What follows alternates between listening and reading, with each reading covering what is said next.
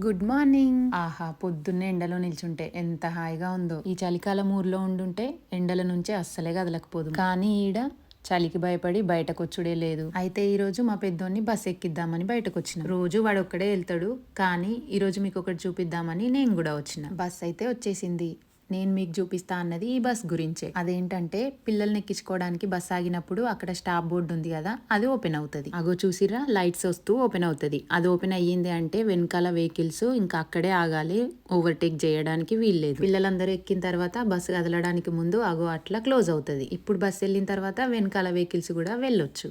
ఏముందిలే, బస్ ఆగే ఉంది కదా అని వెళ్ళినామో ఇక అంతే. ఫస్ట్ టైం అనుకోండి $100 వరకు ఫైన్, 15 days జైలు లేదా 15 days కమ్యూనిటీ సర్వీస్, ఒక్కోసారి 2 కూడా పడొచ్చు. మళ్ళీ సెకండ్ టైం కూడా చేస్తే $250 ఫైన్, 15 days జైలు. ఈ టైంలో ఆఫీస్ లేట్ అవుతుంది అనుకుంటే జైలుకి వెళ్ళడం మాత్రం అస్సలు లేట్ అవ్వదు. అందుకే లేట్ అయినా పర్లేదు కానీ ఇలాంటి వాటిలో మాత్రం అస్సలు ఇరుక్కోవద్దు.